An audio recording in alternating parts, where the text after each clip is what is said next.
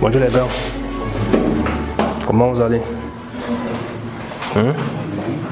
Ça va bien? Ça peut aller. Ça peut aller, ça va pourquoi?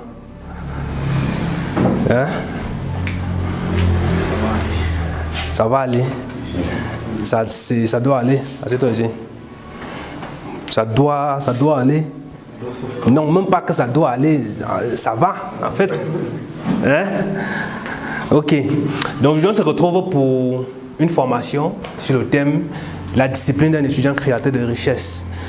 Vous êtes tous étudiants et vous aspirez justement à être étudiant créateur de richesse pour la plupart d'entre vous. Et lorsqu'on veut réussir, l'une des choses les plus importantes, c'est la discipline. Et cela peut se voir à travers le nombre de personnes qui sont dans cette aujourd'hui. Si on avait fait une conférence sur le thème comment gagner 10 000 francs en 30 minutes avec son téléphone, la salle devait être pleine, comme la dernière fois. On avait une conférence ici sur comment monétiser son temps sur Internet. La salle était pleine, il y avait plus de 50 personnes dans la salle. Jusqu'à d'autres étaient à l'extérieur. Mais beaucoup ne savent pas que la richesse qu'ils recherchent là a un prix à payer. Beaucoup se disent que je vais me lancer aujourd'hui en entrepreneuriat et puis je vais directement gagner de l'argent. Et c'est pour ça que beaucoup de personnes veulent être entrepreneurs, mais très peu de personnes deviennent réellement entrepreneurs. Donc ce qu'on va voir aujourd'hui, à la sortie d'ici, vous devez comprendre le prix que vous devez payer si vous voulez réellement devenir étudiant créateur de richesse. Si vous voulez vraiment atteindre cet objectif-là. Ne dites pas seulement, je vais être étudiant, je mets un pied dans l'école, un pied dans le business. Tu es fier de le dire. Et puis tu te dis que non, ce sera trop facile. Est-ce que tu es discipliné? C'est quoi la discipline? Donc aujourd'hui, j'estime qu'à la sortie d'ici, vous aurez toutes les clés suffisantes pour pouvoir comprendre ce que c'est que la discipline, savoir ce qu'il faut faire pour être discipliné. Et désormais, vous allez vous rendre compte que si vous appliquez ce qu'on va voir aujourd'hui, vous serez différent des autres personnes qui disent que je suis entrepreneur, mais entrepreneur de nom. En réalité, il ne produit rien du tout au quotidien. Il est juste un entrepreneur de nom, tout simplement. Donc, non, vous devez vous présenter, parce que moi, je ne vous connais pas vous tous. Donc, je vais commencer ici. Tu connais la formule, le nom, le prénom, profession, domaine d'expertise, le chiffre d'affaires de la semaine. On est des étudiants entrepreneurs. Et puis, quelles sont tes attentes pour la conférence? Bonjour à tous. Je suis étudiant POCOSTEV de Electrotech 2.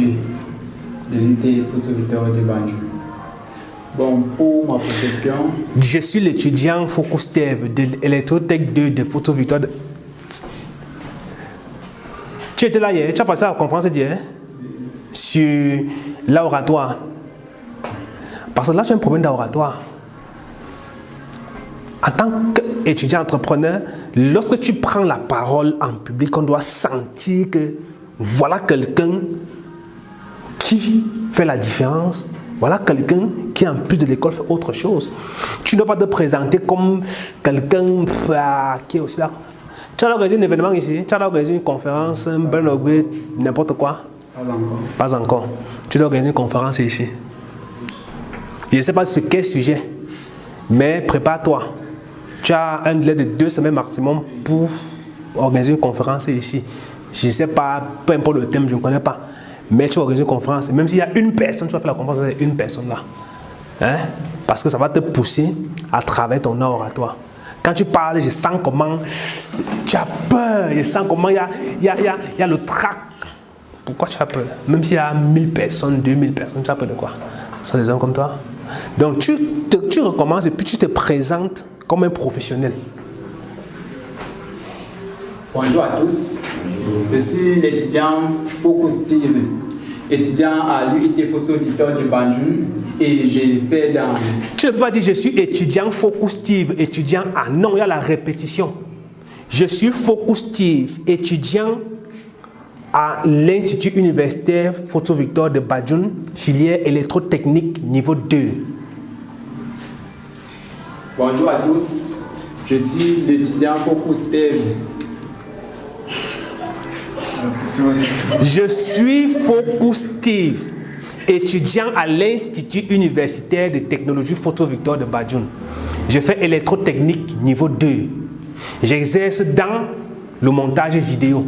Mon chiffre d'affaires de la semaine est de 100 000 francs. Comment tu ris, hein? Et mes attentes pour cette conférence sont les suivantes. C'est comme ça? Je suis Focus Dev, étudiant à l'UIT. Ton nom, c'est évidemment quoi? C'est Steve ou bien c'est Steve? Steve. Donc, tu dis tantôt Focus Steve, et après Focus Steve. Donne-moi ton nom, même. Tu n'arrives pas de ton nom. Hein? Je sens que nous faisons un oratoire vraiment sérieuse ici. Hein? Bon, je commence. Oui, jusqu'à ce que tu te présentes normalement. Parce que les autres, il ne faudrait pas qu'ils reviennent faire les mêmes bêtises. C'est ça qui prend beaucoup de temps sur toi. Bon, bonjour à tous. Je suis Focus Dev, étudiant à l'Institut universitaire de technologie photo Victor de Banjul et filière électrotech 2. Pour ma profession, je suis designer et... Non, ta profession c'est étudiant. Bon, pour ma profession... Si ta carte d'année c'est quoi? C'est étudiant, non? Donc tu es étudiant. Pour mon domaine d'expertise, voilà. J'exerce dans le design graphique. Et pour mon chiffre d'affaires de la semaine, je pense que c'est... Tu penses? Bon, dis que mon chiffre d'affaires de la semaine est de 0 francs. Dis en regardant la caméra. Parce qu'on te voir. Mon chiffre d'affaires... Non, regarde bien. Mon chiffre d'affaires de la semaine est de 1000 francs. Mon chiffre d'affaires de... Non, place ici, tu te regardes l'objectif. Voilà. Cette semaine est de 1000 francs. Voilà. Pourquoi c'est 1000 francs seulement? Bon, c'est 1000 francs puisque j'ai eu à réaliser juste un visuel pour un camarade. Ah, ok. Pas mal. Ça veut dire que si tu fais un chiffre d'affaires de 1000 francs chaque semaine, ça fait 52 000 à la fin d'année. C'est ça. C'est ce que tu fais depuis janvier? Pas totalement. Ok. Ça avance un peu. D'accord.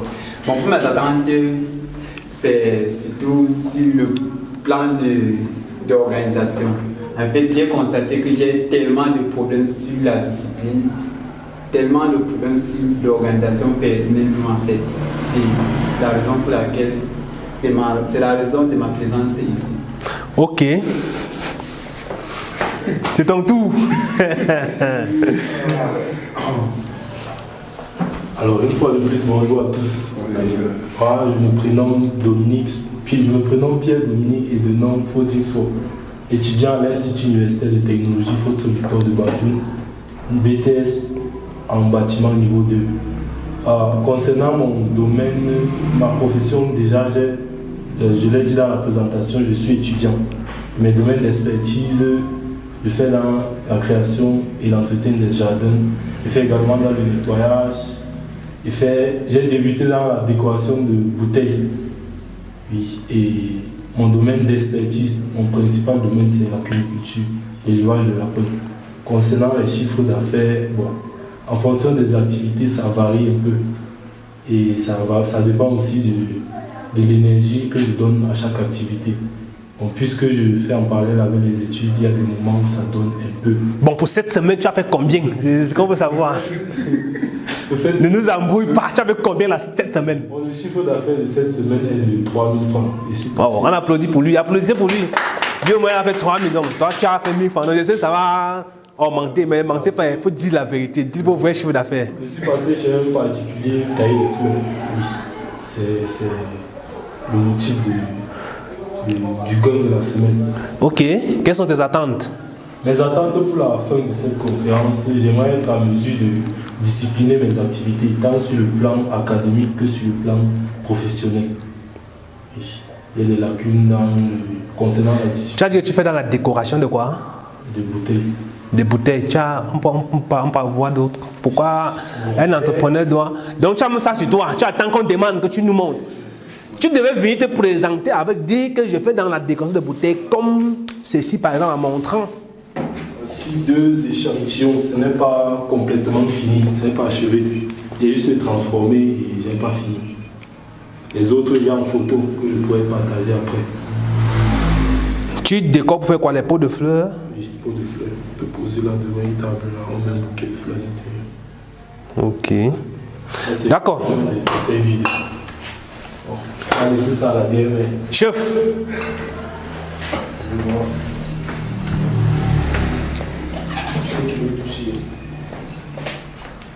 Je vais me présenter avec. Il veut aussi toucher. Si c'est ça qu'on touche pour le paradis, il ne faut pas que le paradis l'échappe. Oui. Bonjour tous. Moi, je suis Niambe Ronaldo, étudiant en GTE. Comme bon compte de mes études, je me laisse dans la propagation du travail écrit. Je n'ai pas porté parce que je ne peux pas dans l'université directement du village. C'est pour ça que je me suis arrêté. Et c'est pour ça que je suis dans le temps. Bon, comme mon chiffre d'affaires est de 1250. Et mes tendances pour de faire deux conférences, bien un bon plan d'organisation au niveau académique d'abord, ça qui m'embrouille depuis au niveau académique et au niveau professionnel. Ok. L'homme de Chang. L'homme influent de tout Chang. Bonjour à tous. Tu nous as gardé le port. Jésus Arsène, c'est mon nom et prénom. Bon, je suis étudiant à l'IDS, Université de Chang. LP3, licence professionnelle niveau 3, option marketing. Bon, je fais dans la vente en ligne, je vends des chaussures. Comme on fait les chaussures, je fais la profession des chaussures et des barouches de femmes aussi. Mon chiffre d'affaires de cette semaine est 6300. J'ai eu 4 compagnies cette semaine, 2 paires de chaussures avec 2 paires de barouches. Et bon, ma attente à cette conférence, bon, dans l'organisation, je suis très nul. Lorsque je planifie quelque chose, bien après, Tu ne fais pas. je n'y arrive pas. J'aimerais comme je ne sais pas comment dire ça, comme un maître droit, c'est là. Donc on te met sur le droit chemin. Même s'il faut te fouetter. Hein? Ok.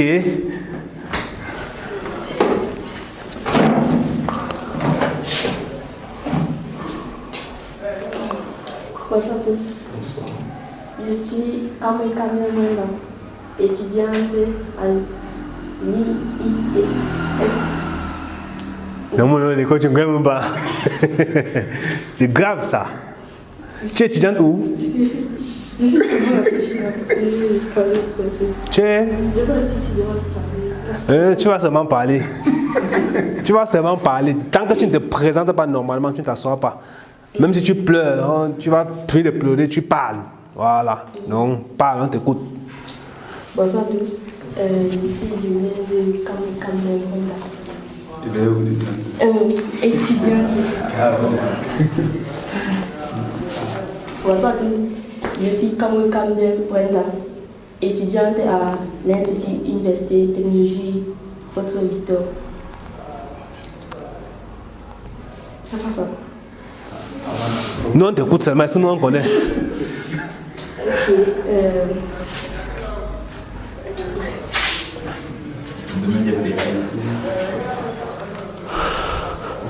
Devant l'expertise, je ne fais absolument rien.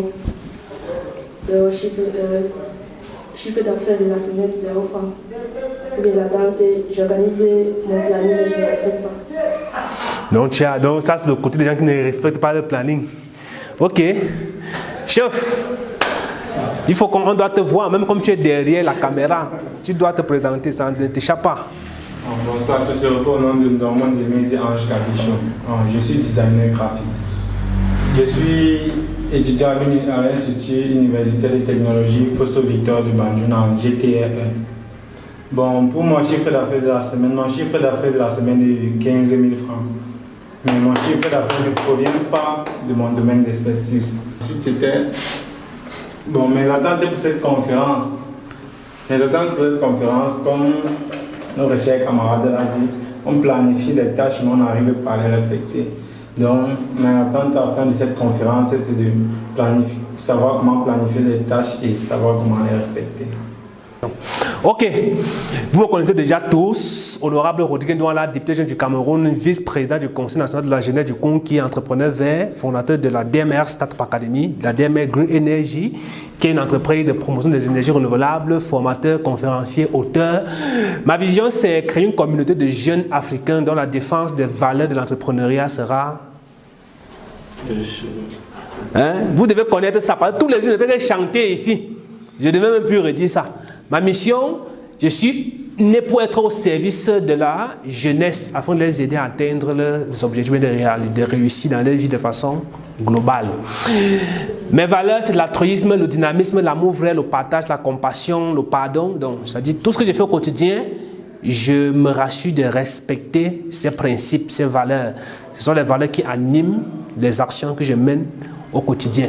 Mon objectif principal pour cette année qui est en train de terminer est d'accompagner 100 jeunes Camerounais et Africains à réaliser une épargne de 125 000 francs CFA au soir du 31 décembre 2024. Alors, qu'est-ce qu'on va voir aujourd'hui? On va voir 4 choses principalement. On va voir c'est quoi la discipline d'abord. Ensuite, on va voir c'est quoi être un étudiant créateur de richesse. Oui, je veux être étudiant créateur de richesse. C'est quoi être étudiant créateur de richesse concrètement? C'est quoi la signification du mot discipline? J'ai mis les points pour vous faire comprendre que c'est séparé. Donc ce que j'ai fait, c'est que j'ai pris ce mot, j'ai décomposé pour vous permettre de comprendre ce qu'il faut faire pour être discipliné. On se comprend? Un peu comme, je ne sais pas si c'était à l'école primaire, on prenait un mot, par exemple le mot partager. On essaie de diviser en syllabes. C'est ça, en syllabes. Partager. Donc, c'est 3 syllabes, c'est ça?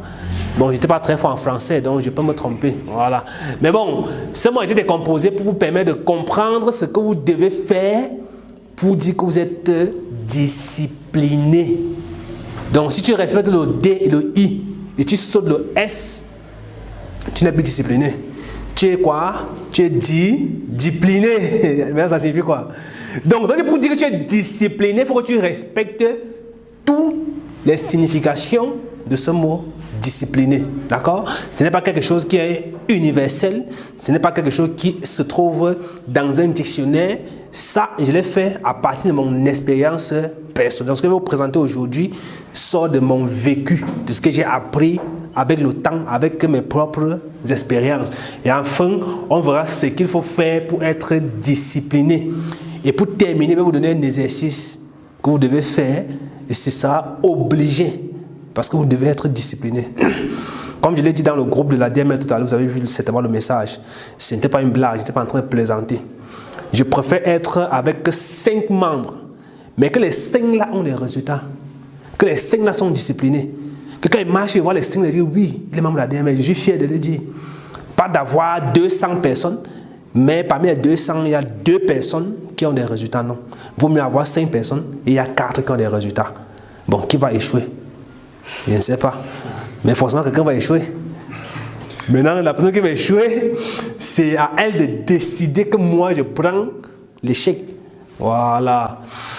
Ok, objectif principal de la conférence, c'est de vous permettre de comprendre ce qu'est la discipline et de comprendre son influence dans la réussite et de vous donner les stratégies qui vous permettront d'être discipliné afin de réussir.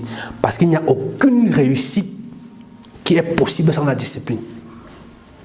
Et durant mes propos, je vais faire référence à l'homme suprême, le plus influent du monde entier jusqu'aujourd'hui. On le connaît? Hein? On le connaît? Le plus grand influenceur du monde. Voilà. Nous connaissons tout le plus grand influenceur du monde, même comme tout le monde n'admet pas qu'il le connaît ou qu'il existe ou quoi que ce soit, mais c'est le plus grand influenceur du monde entier. Donc, durant mes propos, je vais certainement faire prendre un peu des références sur lui pour que vous compreniez à quel point est-ce qu'il est important et primordial d'être discipliné si vous voulez réellement réussir. Une chose que je fais toujours au début de mes conférences, c'est toujours donner une citation qui vous permettra de vous projeter et de comprendre un peu où est-ce qu'on est en train de partir. Et la citation d'aujourd'hui, c'est la seule chose qui continue de vous maintenir dans la pauvreté est avant tout votre manque de discipline. Et quand on va définir ce que c'est que la discipline, vous allez comprendre pourquoi est-ce que c'est la discipline qui fait en sorte que vous n'arrivez pas à obtenir réellement ce que vous voulez. J'ai souvent l'habitude de dire que si un étudiant est pauvre, c'est parce qu'il est incompétent. Il est paresseux et il aime les excuses. De ces 3 choses que j'ai citées, globalement, il est indiscipliné. Pourquoi? Parce que la discipline, c'est quoi? La discipline, selon moi, c'est votre capacité à faire ce que vous êtes censé faire. Pas ce que vous voulez faire, mais faire ce que vous êtes censé faire quand il faut le faire pour pouvoir réussir. Donc, dire que je suis discipliné signifie que je fais ce que je dois faire. Pas ce que je veux faire, mais ce que je dois faire à l'instant où je dois le faire pour pouvoir réussir, c'est-à-dire pour pouvoir atteindre un objectif. Donc, avant de parler même de discipline, je dois d'abord avoir un objectif. C'est l'objectif qui me permet d'être discipliné pour l'atteindre. Parce qu'il n'y a pas d'objectif, je n'ai rien à faire. L'objectif, c'est ma cible. C'est là où je veux aller, c'est ce que je veux avoir. Et c'est cette chose-là, ce pointeur est là-bas. Moi, je veux l'avoir. Pour l'avoir, je dois être discipliné. Je dois faire ce que je suis censé faire à l'instant où je dois le faire. Pas ce que je veux faire. Parce que je peux vouloir faire quelque chose, mais cette chose dont je veux faire n'est pas ce qu'il me faut pour atteindre mon objectif. Donc, être discipliné, c'est la capacité à faire ce que vous devez faire et non ce que vous voulez faire et quand vous devez le faire pour atteindre votre objectif. Ça veut dire que si, par exemple, je fixe l'objectif aujourd'hui de réaliser un chiffre d'affaires de 10 000, je sors de la maison, je réalise un chiffre d'affaires de 15 000. Le soir, en rentrant, je tombe sur quelqu'un qui a besoin d'aide. Il me dit, gars, s'il te plaît, prête-moi 10 000, je suis en difficulté. Si tu me prêtes, je vais mourir. S'il te plaît, aide-moi. J'ai 15 000 sur moi. Être discipliné à ce moment veut dire que bien que je veux aider cette personne, je ne dois pas lui donner 10 000. Parce que si je lui donne 10 000, je n'aurais pas atteint mon objectif. J'aurais été compatissant, mais en me détruisant.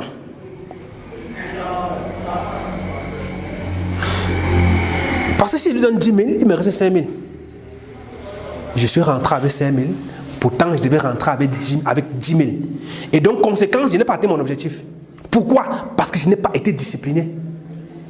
Être discipliné ne veut pas dire que tu dois faire tout ce que les gens veulent que tu fasses. Non, tu dois faire ce que tu es censé faire pour atteindre ton objectif. Donc, je vais lui dire que je peux te donner 5 000. Si tu veux 10 000, tu attends demain. Parce que là, aujourd'hui, tu vas dire, mais je te vois, tu as l'argent. Oui, j'ai l'argent, mais si tu veux 10 000 là, tu attends demain. C'est ça, être discipliné. Donc, être discipliné aussi, c'est apprendre à dire non quand il faut dire non. Ne pas toujours dire oui à chaque fois. Apprendre aussi à dire non. Dis non à quoi? Dis non à tes envies. Dis non aux gens qui veulent que tu leur donnes quelque chose, mais que tu leur donnes peut-être ton temps, ou bien que tu leur donnes tes ressources. Tu apprends à dire non. Parce que si tu n'apprends pas à dire non, tu vas être une marionnette et tu vas donc vivre pour faire plaisir aux gens. Et conséquent, tu n'auras plus la paix parce que tu ne vas pas réussir à atteindre tes objectifs. Du coup, ta paix intérieure sera dérangée. Posez-vous la question, pourquoi vous pensez que Dieu est incapable de rendre tout le monde riche? Vous pensez que si Dieu décide de rendre tout le monde sur cette terre riche, en 24 heures, il ne le fera pas? Il va le faire. Mais pourquoi est-ce que lui ne le fait pas? Tous les jours, vous priez, mais vos prières ne sont pas exaucées. C'est-à-dire que les choses que vous demandez à Dieu ne vous donnent pas, non? Mais comment est-ce que vous voulez que tout ce que les gens vous demandent, vous les donnez? On dit souvent, la bonne charité commence par soi-même. Tu ne peux pas aider les gens si toi-même, tu n'as pas. Parce que si au quotidien, Tu dois être là à demander, à donner aux autres, à soutenir les autres, à aider les autres, à accompagner les autres. Sans toi-même t'accompagner, tu vas devenir pauvre et ces personnes que tu as aidées vont se moquer de toi. C'est pourquoi si tu veux aider les gens, tu dois d'abord être riche. Si tu veux donner peut-être de l'argent aux gens, tu dois d'abord être riche avant de le faire. Si tu n'es pas riche, tu ne pourras pas le faire. Tu ne peux pas être pauvre et aider quelqu'un à être riche. Est-ce que se comprend? Donc être discipliné aussi, c'est de refuser ce que les gens attendent de toi. C'est de dire non aux gens qui sont autour de toi. Parce que tu as un objectif. C'est de dire non à ce shawarma que tu veux manger maintenant. C'est de dire non à cette paire de chaussures que tu veux acheter. Parce que tu veux l'acheter, mais tu ne dois pas l'acheter parce qu'en le faisant, tu ne dois pas atteindre ton objectif. Donc la première chose, si vous voulez être discipliné, que vous devez faire, c'est avoir un objectif. C'est quoi votre objectif? De la journée, de la semaine, du mois. C'est la première chose. Si vous n'avez pas une destination, vous ne saurez pas quoi faire pour être discipliné. Donc la discipline, ce n'est pas de faire ce que vous voulez, quand vous le voulez, mais c'est de faire ce que vous devez faire, quand vous devez le faire. Peu importe les circonstances. La vie s'en moque de vos excuses. Non, je suis ça, je n'ai pas ci, je n'ai pas ça. En réalité, on s'en fout de ça. On ne veut pas savoir. Ce qu'on veut, c'est est-ce que tu as fait ce que tu étais censé faire à l'instant où tu étais censé faire cela. Et ce que moi je vous dis ici, moi je vous dis toujours, je n'aime pas les excuses. Moi je n'aime pas. Donc quand on fait des formations, vous m'écrivez IB, honorable, s'il vous plaît, je ne serai pas là. Vraiment, arrêtez, ça ne sert à rien. Si vous n'allez pas être là, être discipliné, de dire que je ne vais pas être là et j'assume les conséquences. Tu ne viens pas, on a pris la sanction, tu assumes. C'est comme ça. Là, ça veut dire que tu es discipliné. Parce que moi, je n'admets pas les excuses. Si jamais une excuse une fois, ça va t'encourager encore à donner d'autres excuses la prochaine fois. Chaque fois, tu vas me donner les excuses pour ne pas faire ce que tu es censé faire. Donc, on comprend déjà l'un des ennemis de la discipline, qui est quoi? L'excuse. Dès que tu réussis à trouver l'excuse une seule fois de ne pas faire ce que tu es censé faire, c'est terminé. Parce qu'à chaque fois, tu vas toujours trouver une autre excuse et plus valable que celle que tu as trouvée hier.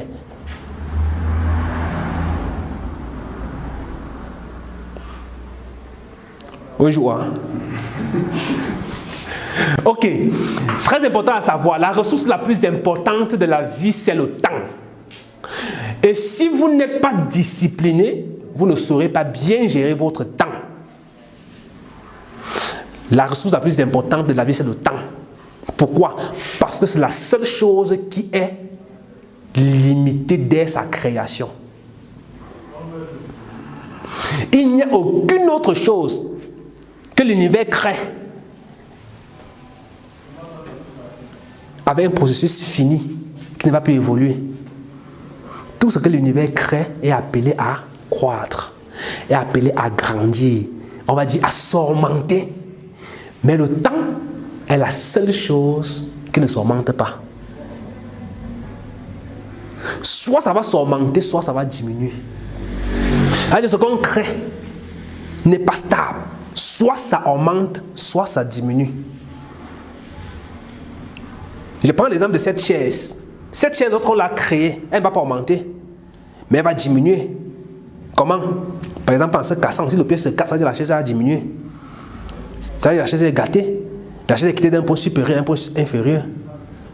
Ce pointeur, par exemple, quand on l'a fabriqué, ça va plus, les fonctions ne vont plus augmenter. Et les fonctionnalités de ça ne vont plus augmenter. Mais ces fonctionnalités peuvent plutôt diminuer. Parce que ça peut désormais arriver. Pourquoi? Parce que tu ne connais pas gérer ton temps. Celui qui ne gère pas bien son temps dort beaucoup. Parce qu'il n'a rien à faire. Il ne sait pas ce qu'il va faire. Vous savez, le plus difficile dans l'entrepreneuriat, ce n'est pas la résilience, ce n'est pas le manque de compétences, ce n'est pas le manque d'argent. Le plus difficile, c'est de savoir ce que tu dois faire. C'est très facile d'être salarié. Hein. Moi, vraiment, je vous encourage à être salarié parce que quand tu es salarié, tu ne réfléchis pas que je vais faire quoi demain. Non. Tu sais que j'arrive au travail demain, on dirait saisis ça, tu saisis, point. On dirait porte ta chaise, ça tu peux déposer là-bas, tu portes, tu peux déposer là-bas, point. On dirait va livrer telle chose là-bas, tu peux livrer. On dirait va installer la lampe chez telle personne, tu peux installer. On dirait va enlever le compteur, tu peux enlever. Donc tant qu'on ne te dit pas que va, tu ne vas pas. Donc tant qu'on ne dit pas que monte, tu ne vas pas monter. Mais toi, en tant qu'entrepreneur, c'est toi qui dois planifier les tâches. C'est toi qui dois dire à l'employé ce qu'il doit faire. Et avant de planifier la tâche de l'autre, tu dois savoir d'abord planifier pour toi. Ça veut dire que si toi, en tant qu'étudiant qui veut désormais quitter d'étudiant à étudiant entrepreneur, tu es incapable de savoir qu'aujourd'hui, demain, je vais faire telle chose, c'est un problème. La capacité à gérer, à bien gérer son temps réside dans la capacité à savoir exactement quoi faire de façon pratique.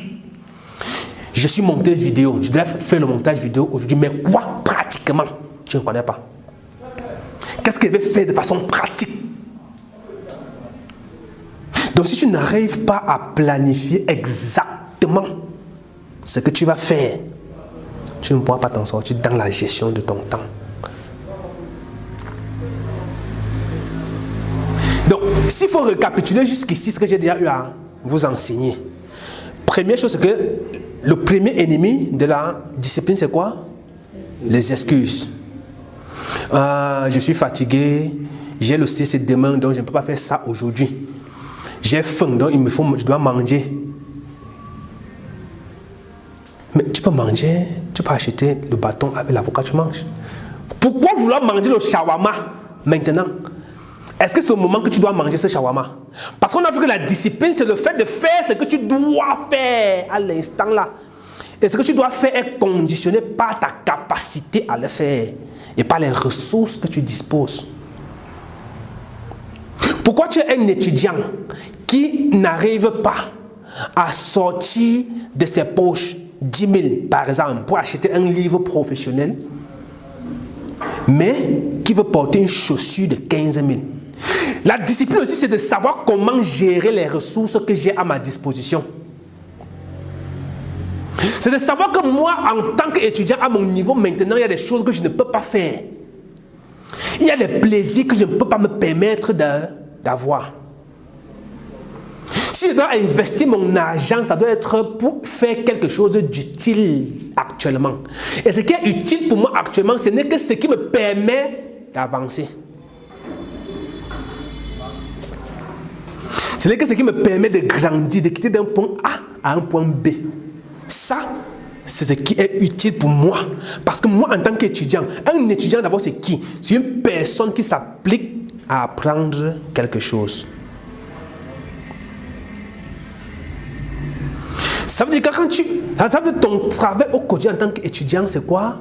C'est acquérir les connaissances pour grandir, afin de devenir plus, c'est-à-dire afin d'augmenter ta valeur. Et plus tu deviens, plus tu as. Moins tu es, moins tu as. Plus tu es, plus tu as. Ce n'est pas le verbe être, c'est le premier verbe je sais pas, je sais pas trop comment je vais expliquer ça, mais de ce que moi j'ai appris, en fait, de ce que moi j'ai vu à l'école, c'est que quand tu arrives à l'école, le premier verbe qu'on apprend à conjuguer, c'est le verbe être. Ça vient tout avant le verbe avoir. Ça veut dire que je dois d'abord être avant d'avoir. Le premier verbe aurait pu être le verbe avoir. Là, on m'apprend à avoir avant de m'apprendre à être. Mais on m'a appris d'abord à être avant de m'apprendre à avoir. C'est des petits trucs comme ça que j'aurais souhaité que nos enseignants puissent nous montrer ça d'une autre façon, pour qu'on puisse comprendre clairement ce qu'on doit faire de notre vie. Si vous vivez pour avoir d'abord avant d'être, vous avez échoué. Et c'est notre problème aujourd'hui en tant que jeunes. Nous voulons d'abord avoir. Nous voulons d'abord avoir. J'ai pris l'exemple au début de cette conférence. Si on avait dit conférence sur comment gagner de l'argent en tant qu'étudiant ou bien comment investir 1000 francs et gagner 100 000, la salle devait être pleine. Pourquoi? Parce que nous tous, nous voulons d'abord avoir. Alors qu'on oublie qu'il faut d'abord être avant d'avoir. L'Afrique a et n'est pas finalité, elle est pauvre. L'Afrique a quoi? Les ressources. Mais l'Europe est. C'est-à-dire l'Europe a les capacités intellectuelles de gérer ses ressources, de les transformer. Donc l'Europe est, l'Afrique a. Et conclusion, la personne qui est a plus que celui qui a d'abord voulu avoir, ou bien qui a cherché l'avoir. Donc, au lieu de vous concentrer au quotidien à vouloir avoir, vous devez vous concentrer à vouloir être. Parce que plus vous êtes, plus vous aurez.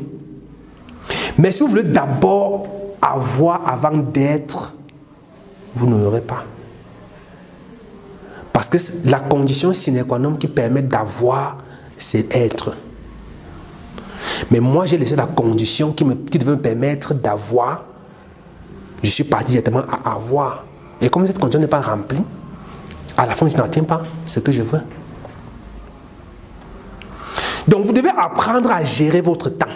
Et pour bien gérer votre temps, vous devez savoir exactement quoi faire de façon pratique. Ça veut dire qu'un petit exercice que vous pouvez vous entraîner avec, c'est de vous lever chaque matin et de lister de façon pratique les tâches que vous aurez à faire durant la journée. C'est le niveau basique de la planification. Faire la liste de tâches à réaliser. Vous tracez un tableau de 3 colonnes avec plusieurs lignes en fonction du nombre de tâches à faire. Première colonne, tâche à effectuer. Deuxième colonne, est-ce que la tâche a été effectuée? Oui. Troisième colonne, non. Le soir, suivre le cours d'analyse 1. Est-ce que la tâche a été effectuée? Oui ou non? Est-ce que j'ai suivi le cours d'analyse 1? Oui, je coche. Lis 2 pages du livre Le jeune étudiant entrepreneur. Est-ce que j'ai lu 2 pages de ce livre? Oui. Est-ce que j'ai lu? Non, je coche. Ça me permet à la fin de la journée de voir est-ce que ce que j'ai planifié faire durant ma journée, j'ai fait cela. Quand tu as commencé avec ça, est-ce que tu t'habitues maintenant? Désormais, maintenant, tu peux commencer maintenant à attribuer un temps à chaque action, à chaque activité que tu auras à faire. Ça te permet de voir que dans mes 24 heures, j'ai retiré 2 heures pour le cours de mathématiques, j'ai retiré 1 heure pour la lecture, j'ai retiré 5 heures pour ceci, j'ai retiré 30 minutes pour ceci. Voilà comment mon temps est reparti. Mais plus important encore, beaucoup de personnes, comme vous l'avez dit tout à l'heure, planifient des tâches, mais ne les réalisent pas. Pourquoi? Le problème, c'est le manque de motivation. Et ce manque de motivation vient de quoi? D'une vraie raison fondamentale pour laquelle vous devez faire cette chose-là. Vous planifiez, vous ne faites pas parce que vous ne voyez pas réellement ce que vous allez gagner en faisant cela. Parce que vous ne voyez pas réellement pourquoi est-ce que vous devez faire ça. Quand vous posez la question de savoir pourquoi est-ce que vous devez vraiment faire ça, vous ne voyez pas la raison.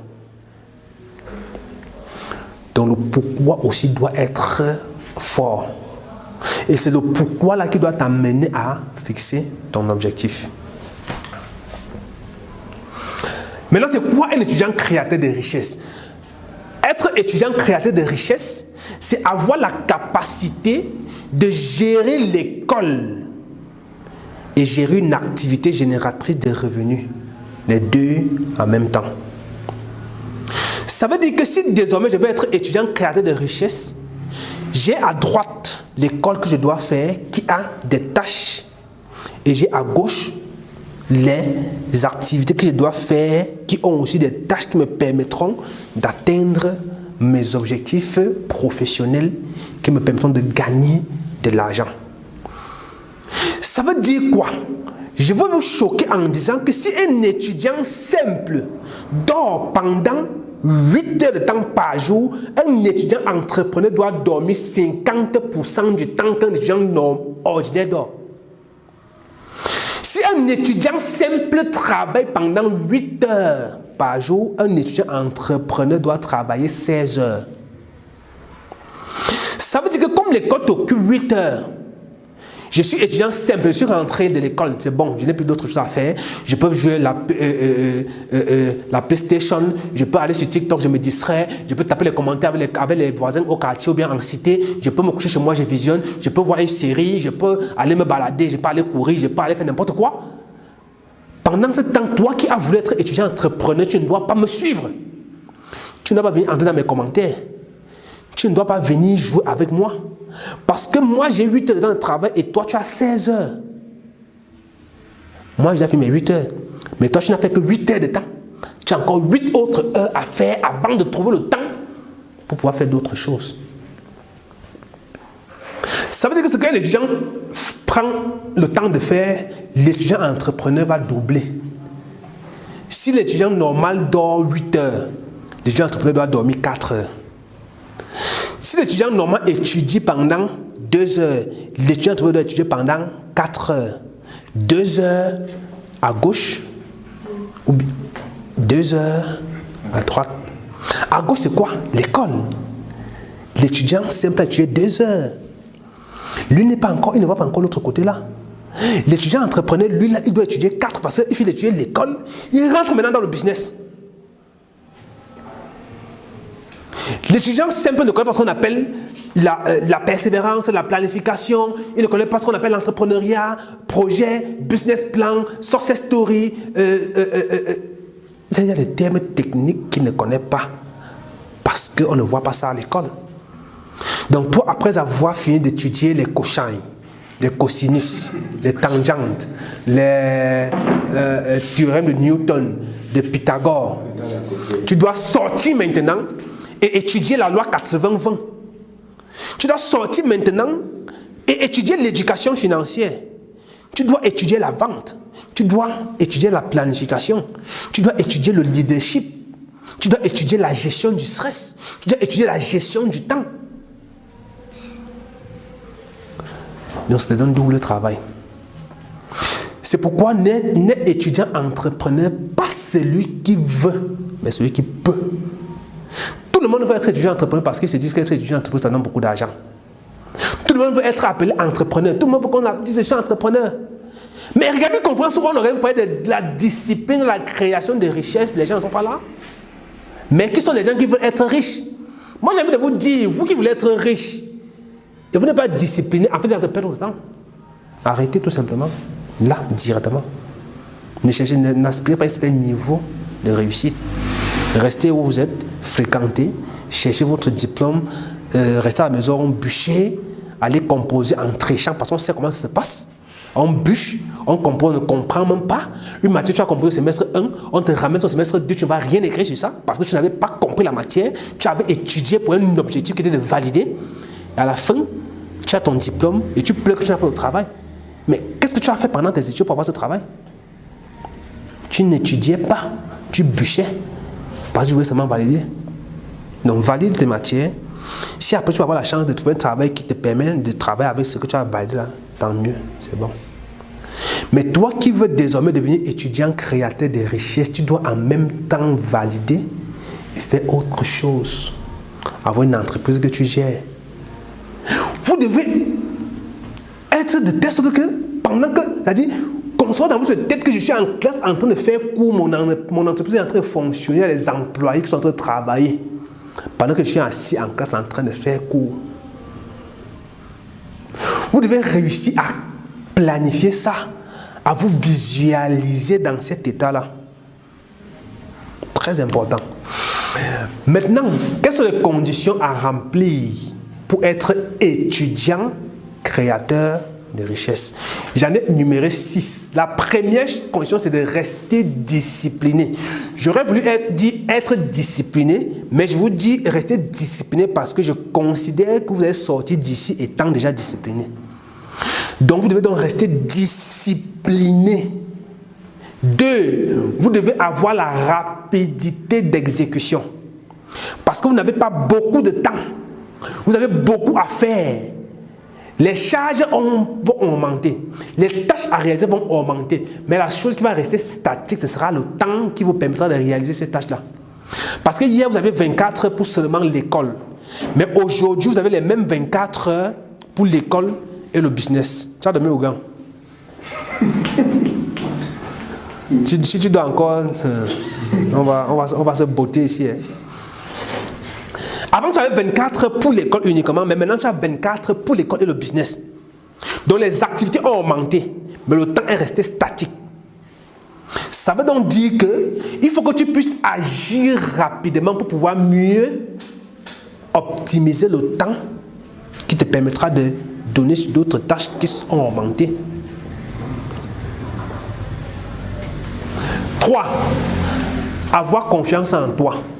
La confiance en soi, c'est la seule chose qui te permet d'avancer lorsque tout est contre toi. Parce que quand tu deviens étudiant entrepreneur, tu es dans un contexte où les gens sont des étudiants. Et ils ne comprennent pas ce qu'il faut faire pour être étudiant entrepreneur. Ils ne vont plus te comprendre. Ils ne comprendront pas ce que tu vas dire. Quand tu vas employer certains langages, ils ne vont pas comprendre. Et c'est normal. Du coup, eux, ils ne pourront pas t'encourager dans ce que tu fais.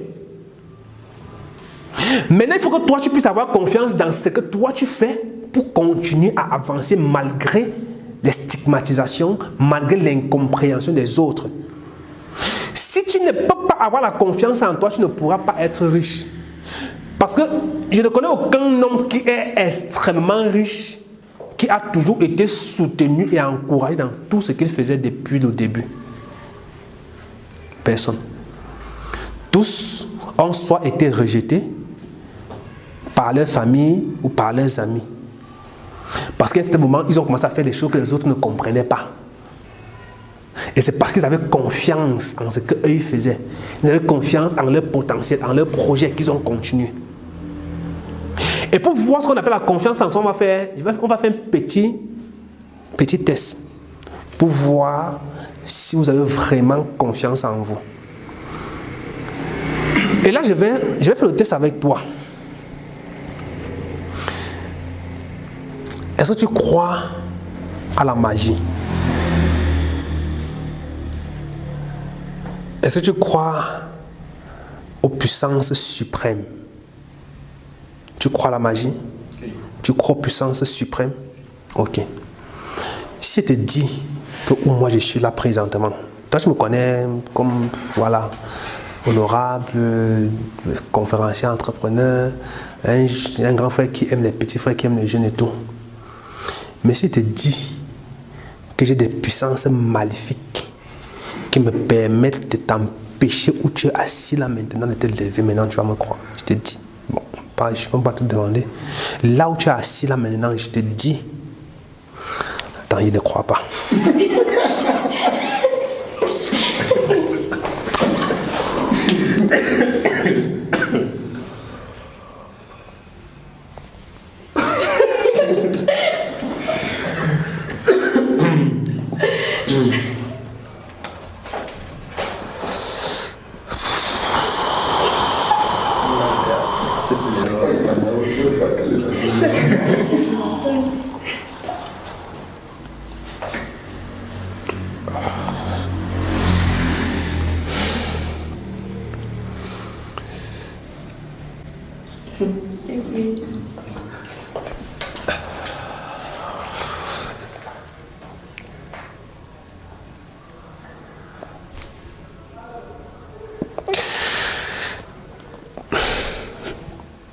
Là où tu es là maintenant, tu ne peux plus te lever.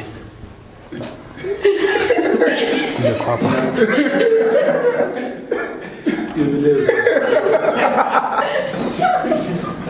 Pourquoi tu t'es levé? Pourquoi? Pourtant, au début, j'ai dit que je croyais. Au début, j'ai dit que je croyais, mais tout à l'heure, j'ai refusé de croire. Ça, le problème. Tu comprends que j'ai réussi à te faire douter de toi? Oui, c'est clair. C'est la raison pour laquelle tu as voulu essayer de me montrer qu'en fait ce que je suis en train de dire est faux.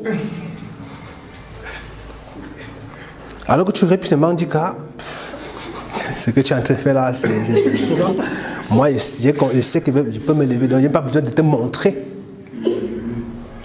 Maintenant, pendant au quotidien, lorsqu'on a un projet, qu'est-ce qui se passe? Lorsque quelqu'un te dit que tu ne peux pas faire ce que tu veux faire là, tu disperses ton énergie. L'énergie n'est plus concentrée sur ton projet, mais tu retires une partie de l'énergie pour démontrer à cette personne que tu peux faire ce qu'il dit que tu ne peux pas faire. C'est une perte de temps. Ça ne sert à rien de prouver aux gens que tu as la capacité de faire ce qu'ils te disent que tu ne peux pas faire. Fais-le tout simplement. Tu n'avais pas besoin de me montrer que tu peux te lever. Tu pouvais te lever si tu avais besoin de te lever. Mais pas te lever pour me démontrer que ce que j'ai dit est faux. Tu dois rester serein. Tu as besoin d'écouter, de les écouter, de t'occuper de ce qu'eux disent. Parce que plus tu vas le faire, et si par mégarde tu arrives à te rendre compte que ça devient beaucoup plus difficile, alors ta confiance commence à diminuer. Tu commences à douter de toi. Il ne faut pas disperser vos énergies. Peu importe ce qu'on te dit, c'est la confiance que tu as en toi, en ton projet, qui te permet de rester constant là-dessus. Maintenant, j'aurais pu expliquer ça autrement. Si tu avais répondu à ma question autrement. J'ai pris cette explication parce que toi, c'est lorsque tu m'as répondu, j'ai senti que tu as douté et tu voulais voir si c'était possible de ne pas pouvoir te lever. Mais d'un autre côté aussi, c'est positif. Dans la mesure où quelqu'un te dit que tu ne peux pas, et tu dis que tu peux. Tu ne dis pas que tu peux en lui montrant que tu peux. Mais en travaillant sur ton projet, tu n'as pas besoin de t'occuper de lui. Tu t'occupes de ton projet, ton projet va avancer. Donc ici, le comble, c'est quoi? Ce n'est pas t'occuper de la personne qui te dit que tu ne peux pas. Ce n'est pas lui accorder de l'importance. Tu peux écouter et essayer d'évaluer. Voir quand même, est-ce que ce qu'il dit là peut être vrai? Peut-être il dit ça parce que j'ai négligé tel aspect ou bien tel autre aspect. Et là, tu essayes de rattraper cet aspect-là.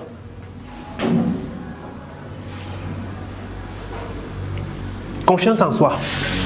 4. Se former constamment. Je n'ai pas dit que tu vas te former aujourd'hui et te former encore après 1 mois, ou bien après 10 ans, ou bien après 5 ans. Non. Constamment. Et on va voir ça tout à l'heure. Je ne vais pas trop expliquer ici. 5. Avoir une bonne éducation financière. Tu es étudiant créateur de richesse. Ça veut dire que tu crées de la richesse. Si tu crées cette richesse que tu n'arrives pas à la gérer, tu vas la perdre. Gagner de l'argent n'est rien du tout. Mais c'est savoir gérer cet argent. La capacité à gérer ton argent, c'est la capacité à le conserver et le multiplier. Et une seule chose, une question pour savoir si toi, tu connais gérer ton argent, c'est être capable à la fin de la journée de savoir exactement 1. Le montant d'argent que tu as reçu. 2. Le montant d'argent que tu as dépensé. Simplement. On a déjà eu à faire des formations là-dessus ici. Il y a des vidéos qui sont disponibles. On a eu à faire des formations de la SPA, 2 ou 3 formations avec Aurélien. Exercice basique. Entrée, sortie. Tu traces un tableau. Désignation. Entrée, sortie et montant. Désignation, c'est quoi? C'est la nature de la ressource. Par exemple, shawarma, bien pas quoi comme ça. Dans la case des entrées et des sorties, tu vas cocher sur sortie et tu mets peut-être 1000 francs. Ça veut dire que tu as retiré 1000 francs de tes poches pour avoir le shawarma. Ça te permet le soir, non seulement de savoir 1, le montant d'argent que tu as dépensé, 2, de savoir ce que tu as gagné. Mais le plus important, c'est la source de ces dépenses et la source de ces entrées. Pourquoi c'est important? Parce que désormais, tu dois te concentrer sur les sources qui te rapportent le plus d'argent et diminuer les sources qui te retirent le plus d'argent. Si tu fais ça sur un mois, tu te rends compte que tu as dépensé 30 000 sur le shawarma. Tu vas donc commencer à ne plus trop manger le shawarma. Donc, action à mener pour pouvoir diminuer, pour pouvoir mieux gérer tes finances, ça va te faire quoi? De ne plus trop acheter les shawarma. Si tu te rends compte que tu as fait une entrée de 100 000 et que 70 000 viennent de la vente des chaussures, tu vas donc, si peut-être tu avais 10 activités que tu faisais au quotidien, tu vas te rendre compte que chaque activité te prenait du temps. Mais à la fin, tu as gagné 100 000. Il y a une activité qui t'a rapporté 70 000 et les 9 autres t'ont rapporté 30 000.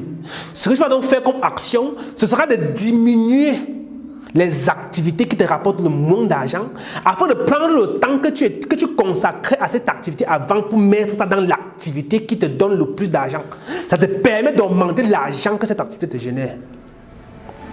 C'est ça aussi la gestion du temps, la planification, la gestion de ces activités. Donc tu dois pouvoir à chaque fois évaluer l'activité que tu fais et voir quel est le résultat que cela t'apporte. Et peser et voir s'il va falloir diminuer ton implication dans cette activité ou bien l'augmenter. Dans le programme Enrich, il y a un module qui est centré sur la planification complètement, où on parlera de planification de façon détaillée. Donc ça, c'était juste une parenthèse. On va vraiment rentrer en détail dans le programme Enrich pour que vous compreniez comment planifier réellement et comment gérer ces différentes tâches-là. Parce qu'il y a aussi des tâches qui peuvent te rapporter beaucoup d'argent, mais qu'une autre personne peut faire. Que la tâche n'a pas forcément besoin que toi tu sois là. Tu peux déléguer la tâche à une autre personne. Là, ça te permet de gagner en temps.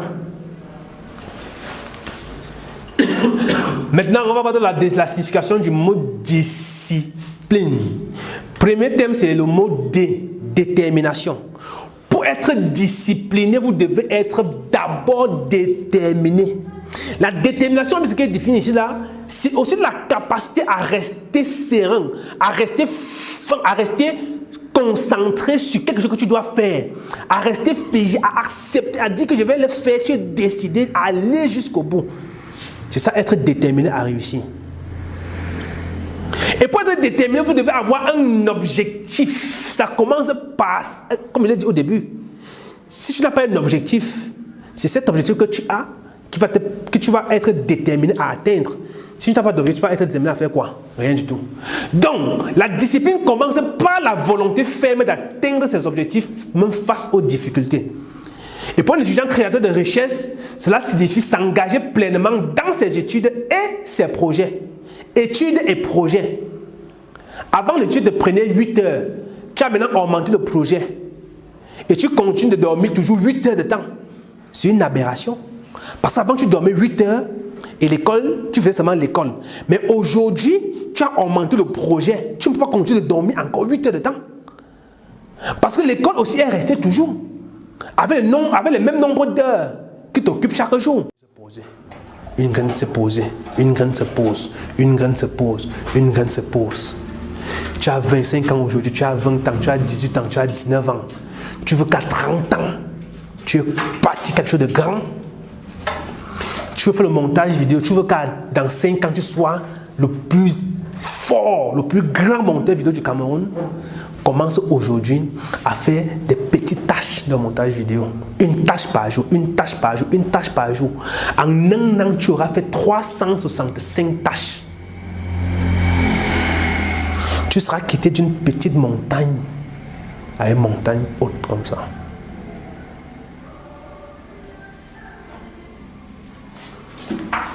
Donc, ne vous dites pas que vous allez vous lever un matin et rassembler un grand succès. Non, non, ce n'est pas possible. Ce n'est pas possible. Ce n'est pas possible. Faites des petites actions chaque jour qui vous permettront d'avoir des résultats que vous voulez avoir. Des petites actions. Posez des petites actions. Introspection. Donc, dans le mot discipline, on a défini D, on a défini I. Et les actions à mener, pour résumer, pour D, fixer un objectif clair, les lire chaque matin. Pour I, noter régulièrement ses réussites et ses erreurs dans un carnet. Le fait que tu restes comme ça le matin, tu prends. Vous savez, très souvent ce qui me donne la motivation, c'est de parfois regarder qu'en 2022, on faisait des conférences dans une salle de l'école primaire ici en haut et qu'aujourd'hui nous sommes ici. C'est de regarder que hier, on faisait des vidéos avec un téléphone qui filmait très mal, mais qu'aujourd'hui, on a une caméra qui prend des vidéos claires et propres. Le fait de regarder, de voir cette image qu'on a prise il y a 2 ans, il y a 3 ans, nous donne la force et la motivation de continuer. Et c'est parce qu'on a conservé les traces. Si on ne conservait pas, on ne pouvait pas avoir des souvenirs. Donc parfois, quand vous voyez ce que vous avez fait par le passé, ça vous donne une certaine fierté. Ça vous fait comprendre que vous êtes en train de travailler. Ça vous fait comprendre que vous n'êtes pas là, vous ne faites rien. Ça vous montre que vous êtes en train de faire quelque chose d'utile. Ça vous montre que vous êtes en train d'avancer. Ça vous montre que vous êtes sur le droit chemin. Ça vous montre que vous n'êtes pas statique. Le fait de voir que tu as échoué et que tu croyais que tu allais mourir, mais que tu vis encore. À un moment, on va te faire croire que tu ne peux même plus mourir. Quand ça ne va pas, écrivez. C'est une thérapie très puissante. Partagez chaque soir quand vous rentrez. Prenez cet engagement-là. Vous prenez votre bloc-notes, vous mettez devant votre bloc-notes, bien votre carnet. Vous revivez votre journée et vous essayez de résumer cette expérience-là. Même si c'est en une page. Vous écrivez ce que vous avez ressenti, ce que vous avez vécu et tout. C'est cette expérience-là qui va vous permettre d'écrire le meilleur livre d'autobiographie dans 10 ans quand vous allez réussir. C'est ce livre, peut-être ce livre, c'est un livre qui sera vendu à 1 million d'exemplaires et qui va changer la vie de beaucoup de personnes. Parce que quand vous lisez les autobiographies, vous comprenez par où ces personnes sont passées. Vous vous rendez compte que ce que vous êtes en train de vivre aujourd'hui, ces personnes ont vécu plus pire que hier, plus pire que vous hier, et qu'aujourd'hui ces personnes ont réussi. Ça vous fait comprendre, ça vous donne le courage, ça renforce votre confiance en vous. Et quand vous le faites, quand vous avez ce sentiment envers cette personne, l'univers protège, bénit davantage la personne et augmente ce qu'il a déjà. Demain, ça peut être aussi vous. Ça peut être votre livre qui va faire en sorte qu'un autre jeune quelque part puisse le lire et arrêter de pleurer, et arrêter de se morfondre. Arrêtez de dire qu'il souffre beaucoup parce qu'il voit que vous avez plus souffert que lui hier et que malgré cette souffrance, vous avez été discipliné. Vous avez réussi. 3. Structure. S. Un étudiant discipliné a construit une routine bien organisée qui lui permet d'optimiser son temps et ses ressources. Vous devez construire une routine structurée, organisée.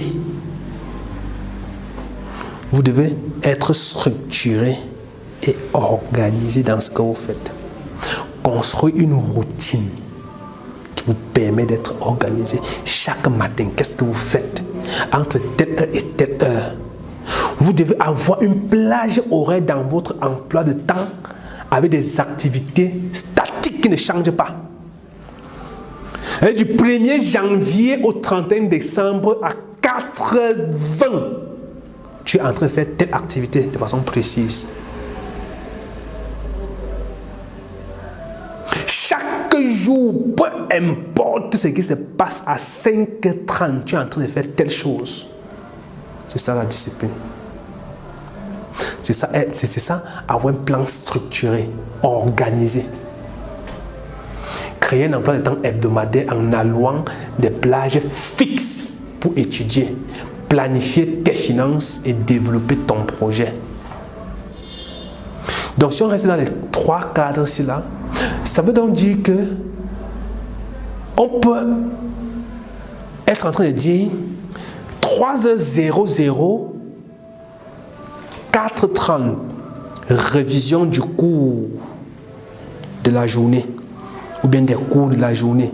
Ça veut dire que si tu as 2 cours à 3h dans le jour J, si tu as 2 cours, tu as 1h30 pour les 2 cours, ça fait 45 minutes par cours. Donc tous les jours de 3h00 à 4h30, tu es en train de faire ça. Planifier tes finances. Peut-être 4h30 à 5h00 par exemple, c'est un exemple. Tu es en train de planifier tes finances. Ça veut dire que tu réfléchis à l'argent. Comment il va gagner plus d'argent? Comment il va gérer cet argent? Sur quoi est-ce qu'il va investir? Si je venais d'avoir 10 millions aujourd'hui, je ferais quoi avec les 10 millions? Les amis, vous devez planifier vos projets même sans avoir 5 francs pour les réaliser. Ce n'est pas quand tu vas avoir 1 milliard que tu vas penser à un projet de 1 milliard. Tu peux te lever là, on ne sait jamais. En marchant comme ça, tu tombes sur Dangote.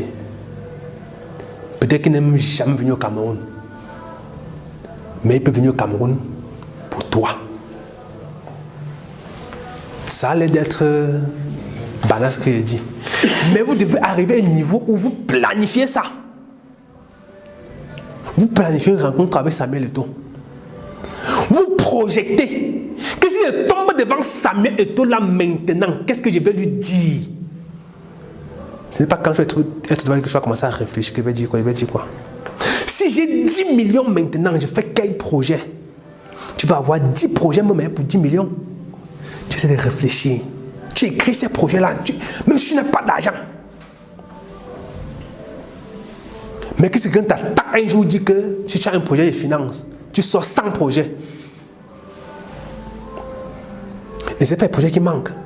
Il suffit d'être ferme, de regarder, d'observer calmement, posément l'environnement dans lequel tu vis. Et tu écris, tu notes. Notre problème, c'est qu'on n'écrit pas ce qui vient dans notre tête. Même quand tu fais un rêve et que tu sursautes la nuit, lève-toi et écris ce rêve-là. Ne te lève pas et puis tu te couches encore, tu dors. Non. Il y a les noms des entreprises que Dieu vous donnera ça en songe. Le nom d'une entreprise doit être spirituel. Vous savez ça? Les grandes entreprises que vous voyez là, les Apple, les Microsoft, les Google, si vous regardez les noms, ces noms-là sont spirituels, ont des significations spirituelles. Amazon, le fleuve Amazon, Amazonia. Si vous observez toutes ces grandes entreprises, j'ai eu à faire même une vidéo là-dessus sur la signification spirituelle des noms des entreprises sur ma chaîne YouTube. Allez regarder.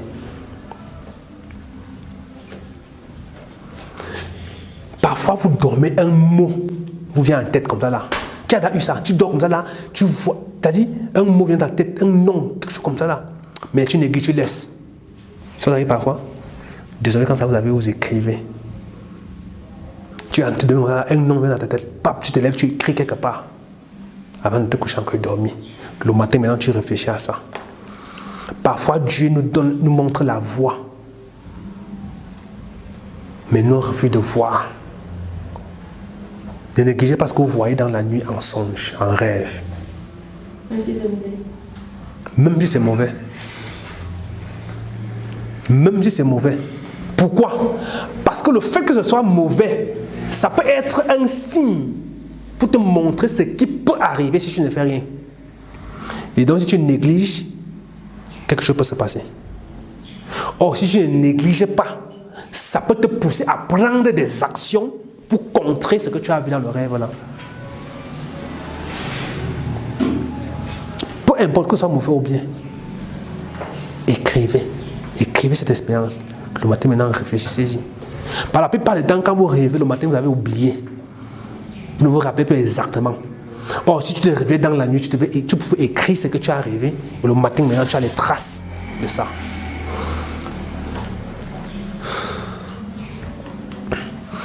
C'est maintenant, c'est constant. Se former constamment. Constant. La constance dans l'action.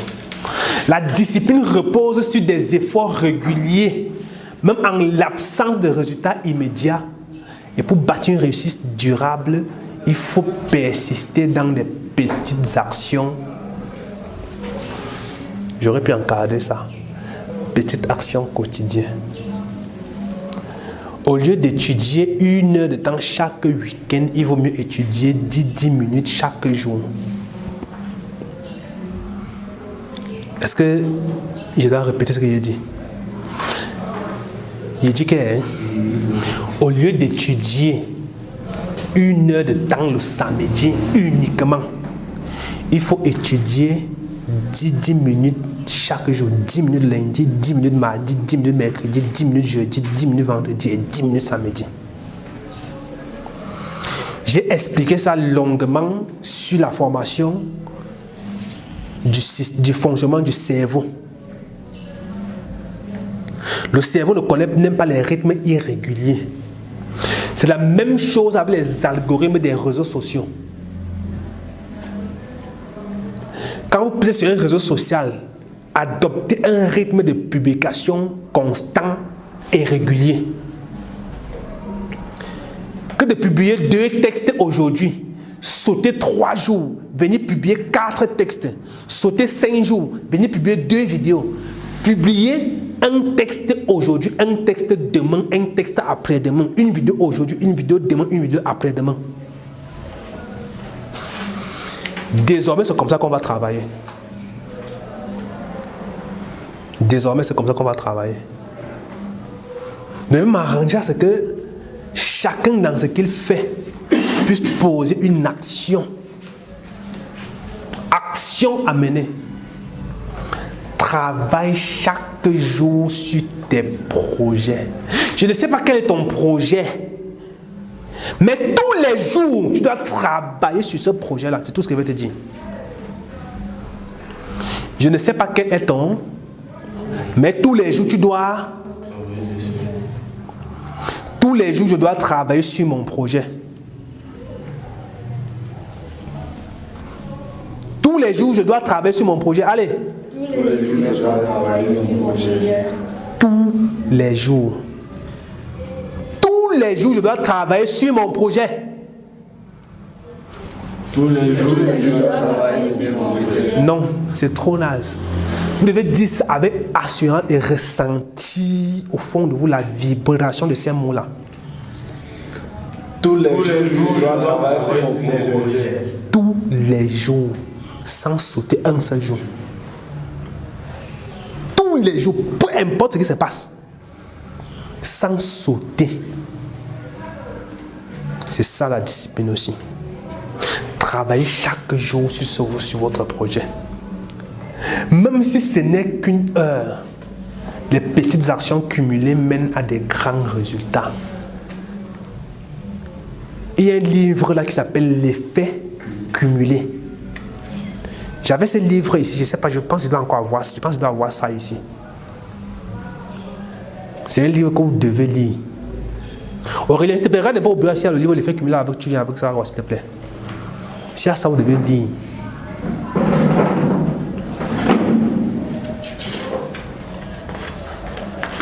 Comme il y a un exemple, je ne sais pas comment ça va s'organiser, mais vous devez lire ce livre-là. Bref, lisez ce que je vais vous donner à la fin là. Vous allez voir, vous avez beaucoup à faire. Tu as le PDF?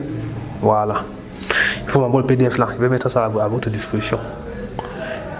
Ce livre dit simplement que chaque jour, posez une petite pierre. Ce bâtiment, si chaque jour on vient mettre un papin, tous les jours on met un papin, on finira par avoir un bâtiment. Si tu n'as pas la capacité de lever tout le bâtiment une fois, lève un papin chaque jour. Ne reste pas là, ne rien faire. Ça ne veut pas dire que tu vas acheter ton terrain et partir là-bas où tu mets un papin. Demain, tu mets un papin. Non. Ça veut par exemple dire que tu vas créer un compte bancaire. Et tous les jours, tu vas mettre dans ce compte bancaire le montant d'argent qui équivaut ou bien qui correspond à l'argent qu'il faut pour mettre un papin.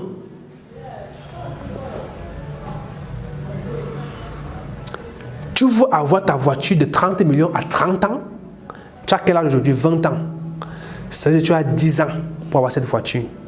Tu prends les 30 millions, tu divises par 10. Tu vois combien il te faut épargner chaque année pour qu'en 10 ans tu as la voiture là. Après, tu vas diviser par an. Tu divises par mois. Après, tu vas diviser par mois. Tu divises par semaine. Après, tu divises par jour. C'est ça l'effet cumulé. Tu vas donc voir que chaque jour, il faut mettre 250. Et en le faisant pendant 10 ans, tu auras ta voiture. Et donc chaque jour, peu importe ce qui se passe partout où tu pars, tu trouves une action qui te permettra de mettre 250 par jour. C'est ça être discipliné. Faire ce que tu dois faire à l'instant où tu dois le faire. Peu importe ce qui se passe. Tu dois trouver une action, tu dois trouver quelque chose à faire chaque jour pour avoir les 250 là. Et si tu trouves 500 aujourd'hui, tu mets 250 et les 250 qui restent, tu fais autre chose avec.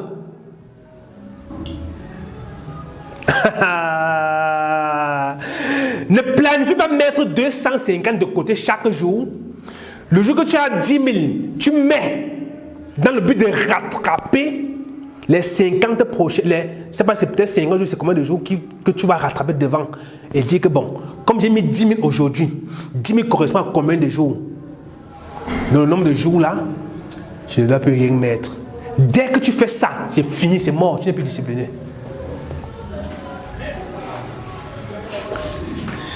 Dieu a créé le monde en 6 jours. Avec quoi? La parole. On dit qu'un monsieur, il se lève un matin, premier jour, il dit que la lumière soit, la lumière fut. Il se couche, il dit que la nuit soit, la nuit fut. Il se couche, il dort, il se repose. Il revient le lendemain matin, que les animaux soient, les animaux furent. Que les arbres soient, les arbres furent. Il passe se coucher encore, il dort. Il revient mercredi. Que l'eau soit, l'eau fut. Il passe se coucher, il dort. Il revient jeudi. Ainsi de suite. Une action, une action, une action. Mais attends. Et encore le samedi, il dit qu'il était fatigué et qu'il a pris le dimanche pour se reposer. Pourtant, pendant 6 jours, il ne faisait que dire que telle chose soit, cette chose fut. Telle chose soit, cette chose fut. Il s'est fatigué en quoi? En disant que la lumière soit, la lumière fut. En disant que l'eau soit. C'est en ça qu'il s'est fatigué. En fait, c'est un Dieu d'ordre. Il est ordonné. Il a prévu le faire en 6 jours. Il avait la capacité de le faire en un seul jour, mais il a préféré le faire en 6 jours en faisant une action chaque jour. Tu as prévu mettre 250 de côté par jour. Ce n'est pas parce que tu as eu 10 000 que tu vas mettre 500 aujourd'hui et demain tu ne mets rien. Là, tu n'es plus discipliné. Pourquoi? On a souvent cette tendance-là parce qu'on est paresseux. Parce qu'on a envie de ne plus rien faire le jour qui vient. On a envie de vite finir ce qu'on a à faire et de se reposer, ne plus travailler. Quand la mère te donne le travail à la maison, tu fais vite, parce que tu veux finir, elle veut finir, elle donne encore l'autre. Ma mère était comme ça. Donc on a dit, quand on donne le travail, tu fais vite, dès que tu fais, on donne encore l'autre. Tu fais encore bien, tu donnes encore l'autre. Parce qu'elle remarque quand tu dis que bon, il faut que tu remplis au fil là. Tu cours, tu parles, 10 minutes tu as rempli.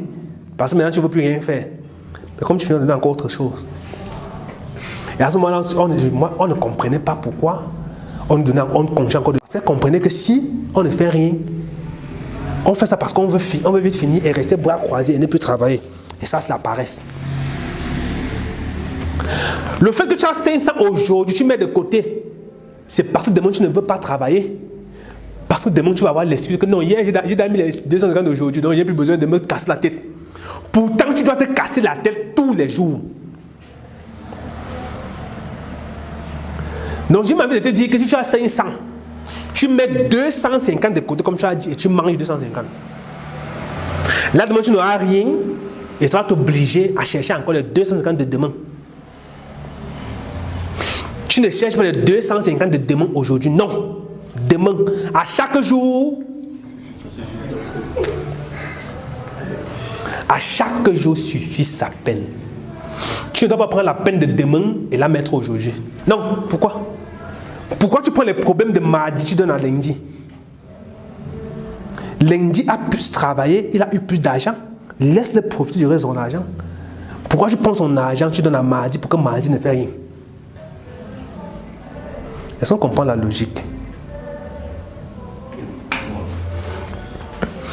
Maintenant, action, comme je l'ai dit, travaillez chaque jour sur votre projet.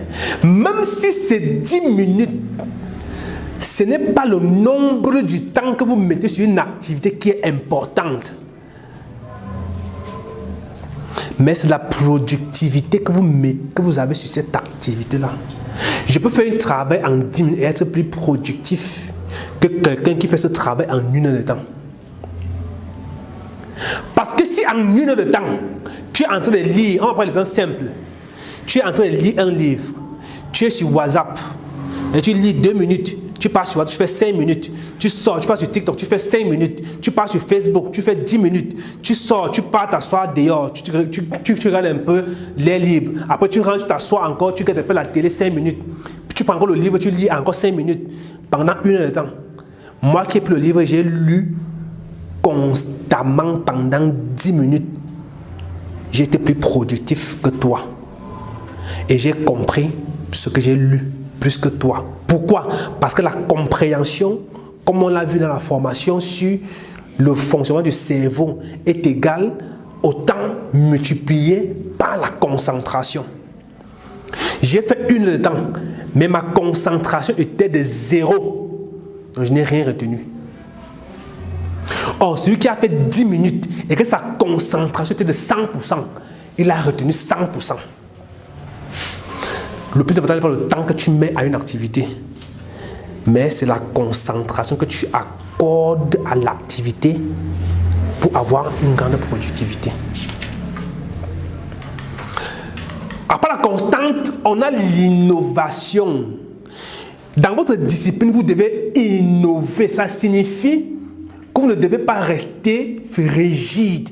Vous devez avoir la capacité de modifier les actions qui ne vous permettent pas d'avoir des résultats. Parce que quand vous fixez une discipline, vous n'êtes pas sûr qu'en faisant cela, vous aurez le résultat qu'il vous faut. C'est en le faisant que vous voyez les résultats. C'est pour ça qu'il faut évaluer constamment. Et en évaluant, vous verrez dans les actions inutiles. Il est donc important d'être flexible pour que ces actions-là soient supprimées. Et ça vous permet donc d'être innovant.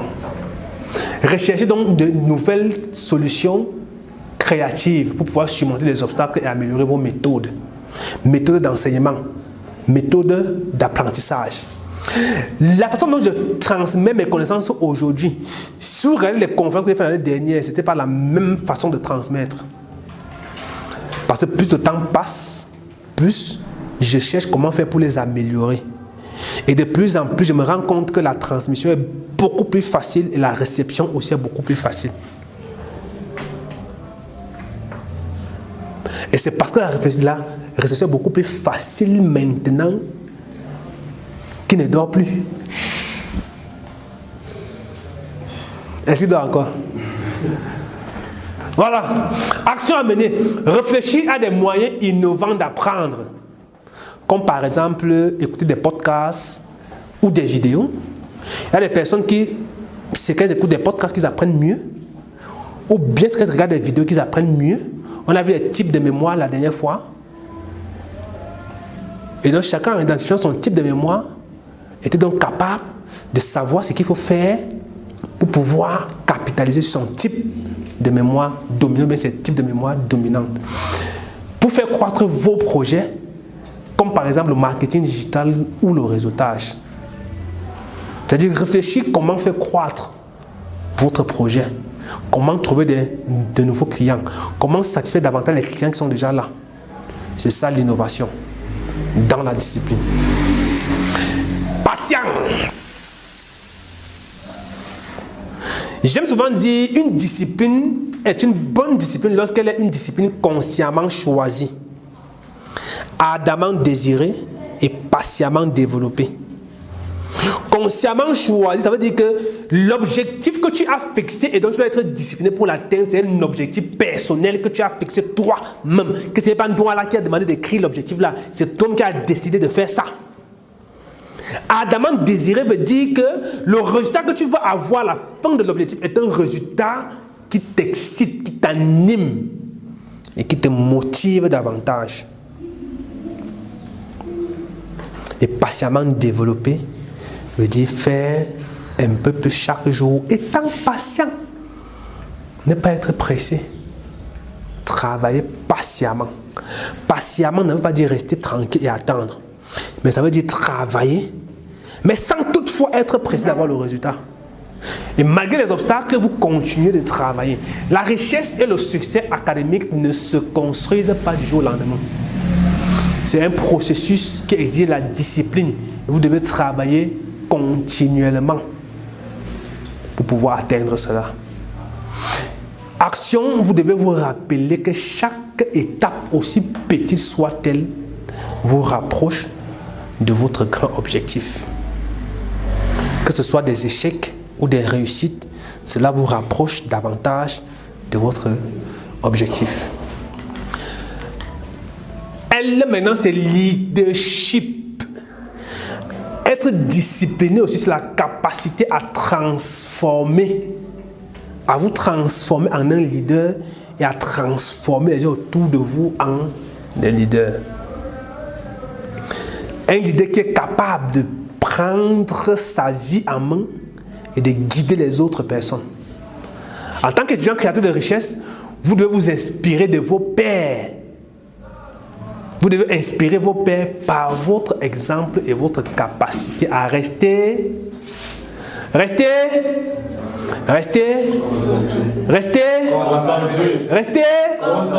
parce que les étudiants sont trop dispersés et trop distraits. Voici pourquoi vous devez mettre l'accent sur la concentration. Vous considérez que la concentration améliore votre compréhension. Et donc en faisant cette petite différence d'être davantage concentré quand vous faites quelque chose, ça va doubler et voire tripler ou quadrupler même vos résultats. C'est très important. Action. Partagez vos apprentissages avec les autres, comme moi je le fais. Vous aussi. Qu'est-ce qui vous empêche de faire la même chose?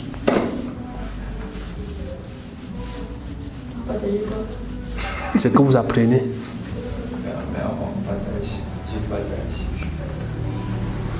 Vous devez partager ce que vous apprenez avec les autres. J'ai envie de dire de façon banale que toi qui es assis ici aujourd'hui en train de suivre cette conférence, tu n'as pas un thème particulier que tu veux partager avec les gens. Mais je m'amuse à être fou en disant que tu peux organiser une conférence dont le thème c'est ce que j'ai appris de la conférence que l'honorable a donnée dimanche dernier. C'est ton thème. Donc tu viens retransmettre aux autres ce que toi tu avais appris. Et là tu ne fais pas le copier-coller. Tu viens là simplement, tu dis ce que tu as compris, ce que tu as retenu, ce que tu appliques et les résultats que tu obtiens. Le plus important, c'est de partager. Organiser les groupes d'études ou de collaboration pour développer cette qualité. Un groupe d'études n'est pas fort. Il ne faut pas seulement que le groupe soit un groupe de 10 personnes, de 30 personnes pour que vous puissiez le faire. Le groupe peut commencer avec 2 personnes. Avec la force de la duplication. Toi, tu as commencé seul. Après, tu l'as intégré. Tu as tellement travaillé sur elle qu'elle se sent obligée de travailler sur une autre personne aussi. C'est comme ça qu'elle intègre Ronaldo. Ronaldo vient, elle travaille tellement sur Ronaldo que Ronaldo se sent obligé de l'intégrer. Il vient la même chose. Au bout d'un an, un groupe qui avait commencé avec une personne devient un groupe de 100 personnes. Parce que celui qui est entré on a tellement travaillé sur lui. Il a mis l'autre, il a travaillé sur la personne, ainsi de suite, ainsi de suite, ainsi de suite. Oui, question. inspire vos pères, avoir la paix. Ça veut dire que vos semblables, vos pères, c'est-à-dire par exemple vos camarades étudiants ou vos camarades étudiants créateurs de richesse, mes pères jeunes, ça veut dire mes camarades jeunes, mes amis jeunes, paires de chaussures, c'est deux choses qui sont identiques, qui ont les similitudes. Donc quand on dit père jeune, ça veut dire que c'est deux jeunes qui ont les similitudes, qui ont les ressemblances, qui ont les points communs. Et les points communs ici, par exemple, le fait que vous êtes des étudiants, le fait que vous êtes des étudiants créateurs de richesse, c'est ce que ça signifie. Et intégrité. Être discipliné, c'est rester fidèle à ses principes. Tu as fixé des principes, tu dois rester fidèle à tes principes. L'un des principes est le fait que tant que je n'ai pas fait ce que j'ai prévu faire, je ne touche pas mon téléphone.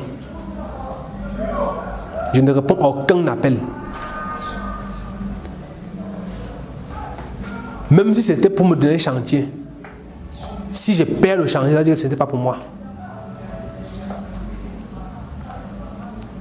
Ce qui était destiné à être le sera. Quelqu'un veut dire que même si vous mettez la banane faite dans de l'eau, si cette banane devait mûrir, elle va finir par mûrir. Mais ça ne veut pas dire que tu vas rester tranquille à ne rien faire, disant que si Dieu m'a créé pour que je puisse réussir à être riche, je vais être riche. La banane étant dans l'eau se bat pour mûrir. Elle ne va pas seulement rester là-bas comme ça. Donc, le fait qu'on disait que si tu as été né pour être ceci, tu le seras toujours. À un niveau, ça peut être un piège dans la mesure où certaines personnes peuvent ne plus faire ce qu'elles doivent faire, sachant qu'elles devaient faire ça pour réussir. Sous prétexte que peu importe ce qui se passe, elles doivent réussir, ou bien elles devraient réussir.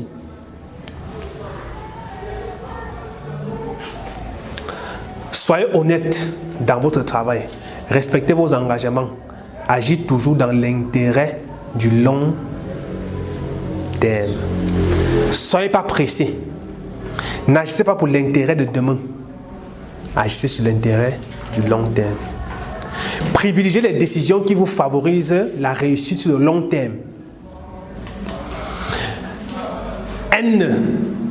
Une discipline doit aussi se nourrir. Vous devez nourrir votre discipline, vous devez nourrir votre esprit, nourrir votre corps. C'est quoi la nourriture de l'esprit? La connaissance. C'est pour ça qu'en tant qu'étudiant créateur de richesse, vous devez lire, apprendre, vous entourer des personnes inspirantes et prendre soin de votre santé pour maintenir votre productivité. 1. Vous devez lire. 2. Apprendre à vous entourer de personnes inspirantes, des personnes qui vous aident à avancer. 3. Prendre soin de votre santé, par exemple en faisant du sport. De façon précise, lis au moins un livre inspirant par mois. Au moins un livre. J'ai mis ici par mois, mais vous devez lire un livre par semaine. Vous avez 7 jours. 7 jours sont largement suffisants pour lire un livre de 100 pages, de 120 pages. Parce que si le livre c'est 120 pages, il vous suffit de lire 17 pages ou 16 pages par là. Pour qu'en une semaine, le livre soit lu entièrement. Et pour lire 16 pages d'un livre, vous avez 30 minutes pour le faire. C'est largement suffisant. Adoptez un mode de vie sain pour rester au meilleur de votre forme. Ne pas manger les repas qui vont vous fatiguer. Ce repas peut être bon, mais mauvais. Bon pourquoi? Parce que c'est bon à la bouche, mais c'est mauvais pour votre santé. Et donc parce que vous êtes discipliné, vous ne devez pas consommer ce qui peut nuire à votre santé. Dernier mot maintenant, dernière lettre, c'est le mot, c'est la lettre E qui signifie endurance. Tu pousses, ça ne donne pas. Tu pousses, tu pousses, tu pousses. C'est ça être endurant. Vous devez être endurant. Vous traverserez des moments difficiles. L'échec, les doutes ne doivent pas vous arrêter, mais plutôt vous renforcer. Et je le dis souvent, moi, les plus grandes choses que j'ai apprises dans ma vie, je les ai apprises dans la douleur. Et c'est pourquoi même quand je ne le veux pas, j'ai toujours tendance à amener les gens qui sont dans mon cercle rapproché à apprendre dans la douleur. Si vous connaissez qui sont autour de moi, vous demandez-les un peu. Si vous causez, s'ils sont prêts, ils vont vous dire. Que ce soit Aurélien, Yvan, Karine, demandez-les, ils vont vous dire.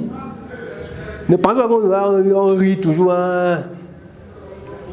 J'ai appris, les choses que j'ai apprises dans ma vie, je les ai apprises dans la douleur. J'ai eu une enfance difficile, une jeunesse difficile. Jusqu'à présent, ma jeunesse continue d'être difficile. Être dans des environnements où je ne me sentais pas à ma place. Être avec des personnes où je ne sentais pas qu'on m'appréciait tel que je le méritais. Parfois, je me sentais obligé de faire certaines choses dont je ne veux pas, qui ne me plaisent pas, mais j'étais obligé de les faire pour avoir l'estime des gens qui m'entouraient.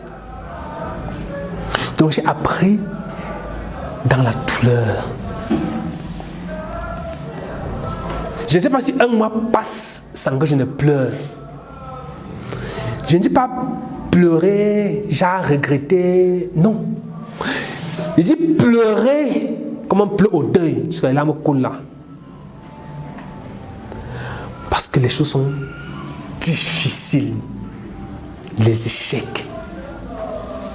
C'est pourquoi qu'aujourd'hui, quand on me pose la question de savoir quel est mon plus grand défi ou challenge dans l'entrepreneuriat, jusqu'aujourd'hui, c'est toujours et toujours le manque d'estime. J'ai envie de dire, j'ai toute l'impression partout où je passe, on ne me reçoit pas, on ne me prend pas à ma juste valeur. Donc moi j'ai appris dans la douleur. J'ai appris à transformer cette douleur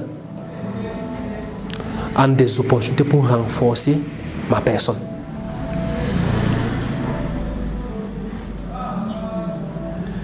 Moi quand je n'arrive pas à obtenir quelque chose de quelqu'un, c'est là où ça me donne la force de travailler pour avoir cela moi-même. Et je dis souvent aux personnes qui me parlent un peu de des problèmes de couple, comment elle aime un gars et le gars la maltraite, bien il aime une fille, la fille. Professeur, pour pouvoir mieux ajuster vos approches.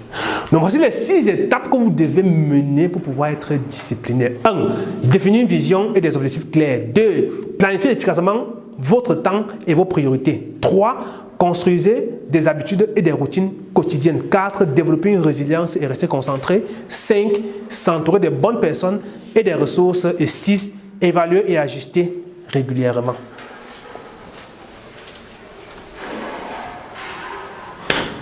On a fini. C'est dur.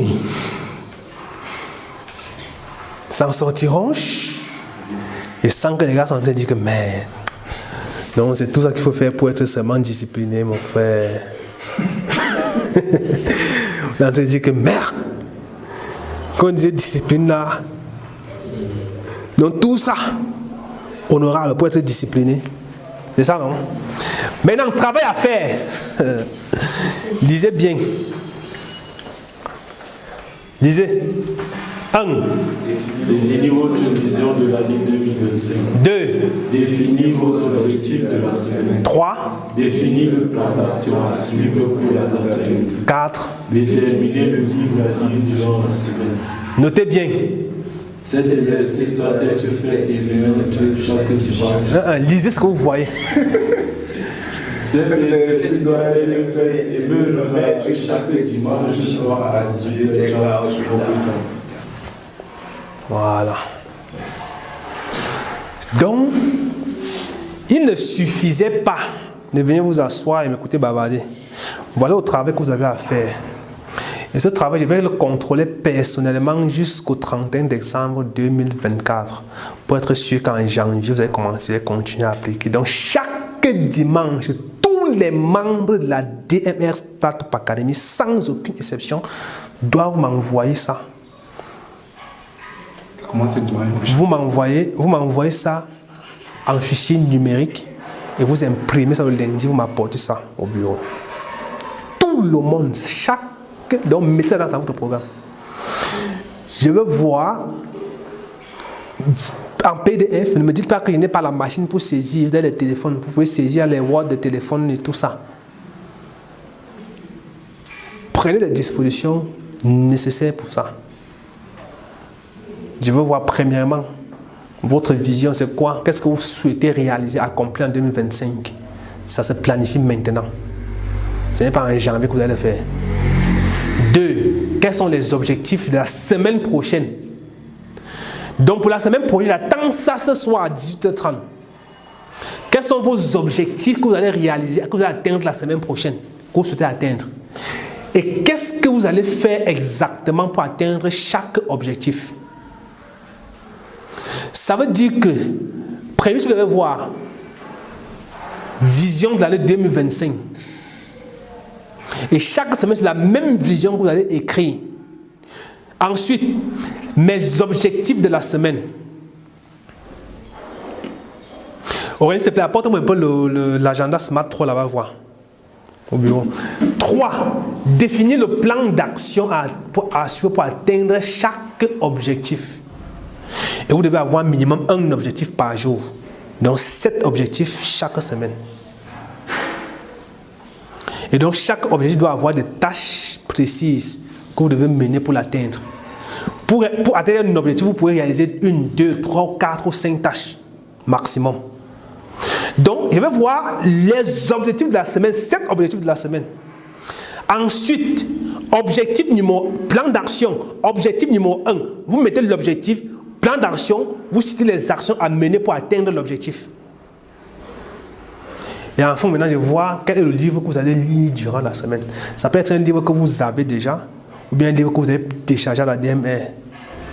Et la seule chose que je vais vérifier pour savoir que le livre a été lu, c'est de recevoir 2 contenus, 2 messages que vous avez tirés de ce livre-là. 2 messages qui vont être publiés à votre nom, comme étant un enseignement tiré de ce livre. Pour ceux qui ont l'agenda, c'est la même technique qui a été utilisée pour construire cet agenda. Chaque début de semaine, par exemple, si j'ouvre, par exemple, au tout début, là nous avons ici planification et évaluation du mois de septembre. Ça, c'est le premier mois. Tu mets les 4 principaux objectifs du mois, à savoir un objectif principal par semaine. Tu le planifies au début du mois. Ensuite, tu fais la liste des livres que tu dois lire durant le mois. 4 livres également. 1 livre par semaine. Après, tu fais la liste des formations ou conférences auxquelles tu dois assister. 4 également. Ça va être 4 conférences ou 4 formations auxquelles tu dois assister durant le mois. Une fois que cela est fait maintenant, c'est bon. Ça, maintenant, tu reviens à la fin du mois. Maintenant, quand tu reviens à la fin du mois, tu vas donc déterminer le niveau d'atteinte de tes objectifs. Tu vas donner ces 10%, ces 20%, ces 30%, ces 40% ou bien ces 100%. Et quelles sont les leçons que tu as tirées durant ce mois? Tu les mets ici. Maintenant, quand on part dans la page qui suit, on a planification et évaluation de la semaine 1. Première semaine du mois de septembre. Qu'est-ce qu'elle doit faire? Mes principaux objectifs de la semaine, 7 objectifs. J'avais un objectif principal de cette semaine parce que j'ai mis 4 objectifs pour le mois de septembre. Chaque semaine a un objectif principal. J'ai donc pris l'objectif de cette semaine, j'ai décomposé pour avoir 7 sous-objectifs que je dois faire. Ça veut dire 7 tâches que je dois faire durant la semaine pour atteindre l'objectif de la semaine. Le livre que je dois lire durant la semaine. Maintenant, quand j'ai fini la semaine, mais avant de commencer, je dois donner 3 résolutions à prendre. Qu'est-ce que je m'engage à faire, à prendre comme résolution pour pouvoir atteindre ces objectifs? Maintenant, quand la semaine finit, tu reviens. Niveau d'atteinte des objectifs de la semaine, tu donnes le niveau d'atteinte. Les leçons que tu as tirées de la semaine 1, 3 leçons. Maintenant, le premier jour du mois de septembre, tu mets objectif du jour, qu'est-ce que tu dois faire? Le plan d'action, qu'est-ce que je vais faire? Action numéro 1, action numéro 2, action numéro 3. On a défini 5 actions pour atteindre un objectif. Dès que cela est fait, le soir, quand tu rentres, bon, ici on avait enlevé les résolutions, les leçons de la journée, on a mis ça dans la semaine. Le soir, maintenant, quand tu rentres, niveau d'atteinte de tes objectifs, tu vas donc regarder, est-ce que les tâches que je devais faire, je les ai faites. À chaque tâche, tu attribues un pourcentage et puis tu mets le nombre de pourcentages dans ce tableau. C'est donc le remplissage de ce tableau chaque jour pendant la semaine qui va te permettre de déterminer le niveau d'atteinte des objectifs de la semaine. Et pour chaque semaine, te permettra de voir le niveau d'atteinte des objectifs du mois. Et chaque mois, te permettra d'avoir le niveau d'atteinte des objectifs de l'année. C'est comme ça, chaque jour, le jour 2, la même chose, objectif du jour, plan d'action, niveau d'atteinte des objectifs. La même chose jusqu'à la fin de la semaine. Maintenant, quand la semaine finit, le dernier jour de la semaine, le commentaire sur la semaine 1. Tu fais un commentaire sur ta semaine. La semaine 2, même chose, planification et évaluation. Mes objectifs de la semaine, le livre de la semaine, mes principales résolutions de la semaine, le niveau d'atteinte des objectifs, les leçons tirées. La même chose qui se reproduit comme ça jusqu'à la fin d'année. C'est ça, Smart Pro. Mais comme vous n'avez pas d'argent pour acheter, c'est pour ça que vous allez faire ça manuellement. Et quand vous aurez l'argent maintenant pour acheter, on est en train de travailler sur une version qui va commencer en janvier, parce que ça commence en septembre. On peut l'utiliser, mais on est en train de travailler sur une version qui va commencer le 1er janvier jusqu'au 31 décembre. Maintenant, si vous réussissez à faire ça d'ici janvier, si vous avez respecté cette discipline, vous aurez eu l'argent pour pouvoir acheter l'argent parce qu'il coûte 15 000. Il n'y a pas de je suis membre d'ADMR, je ne suis pas membre. Donc, si vous achetez ces 15 000 et vous commandez 2 semaines avant le temps de le produire. Donc, voilà ce que vous avez à faire. Donc, chaque dimanche jusqu'au 31 décembre, je vais recevoir de vous cet exercice. C'est valable pour vous qui êtes ici en salle et pour toutes les personnes qui vont voir la vidéo en ligne. Parce que la vidéo sera montée et publiée en ligne. Le lien sera partagé dans le groupe. Donc, ceux qui n'ont pas pu assister physiquement doivent voir la vidéo. Ils vont faire la même chose que vous. Je veux désormais être sûr que chaque jeune qui dit qu'il est dans mon équipe, il travaille et suit les principes qu'on a établis. Parce que si vous êtes là et que vous ne foutez rien, c'est le nom de la communauté que vous êtes en train de détruire. Et je ne vais pas permettre que cela se fasse quand je suis encore vivant. C'est pourquoi je vais mettre de côté toutes les personnes qui veulent détruire ce nom. Et ne laisser que ceux qui veulent embellir et protéger le nom. Et si vous n'arrivez pas à faire ça, je m'en fous de vos justifications, de vos problèmes que vous allez rencontrer. Vous recevez la sanction. Et la sanction sera en fonction de qui vous êtes. Donc si votre tête m'énerve, vous aurez une sanction qui est plus dure. Donc il y a pas de sanctions stables, statiques. La sanction est en fonction de qui vous êtes, de ce que vous avez l'habitude de faire. Je n'ai pas dit que vous envoyez ça à l'équipe de la communication. J'ai dit chez moi, personnellement, je vais gérer ça personnellement. Vous m'envoyez sur WhatsApp et vous me déposez, ceux qui sont à Badjoun, vous me déposez un exemplaire physique au bureau. Toi, comme tu es à Tchang, tu vas m'envoyer ta passe sur WhatsApp parce qu'à la fin de la semaine, je dois évaluer. Soit à la fin de la semaine, soit à la fin du mois, je dois vous voir ce que vous avez écrit, vous avez fait ça. Donc ça, c'est pour un début. Après, maintenant, la deuxième étape, ce sera de faire ça et de me dresser le bilan de la semaine sur la base de ce que vous avez fait. Donc, pour le moment, les choses que vous avez à faire, c'est planifier ça et déterminer le livre que vous allez lire durant la semaine.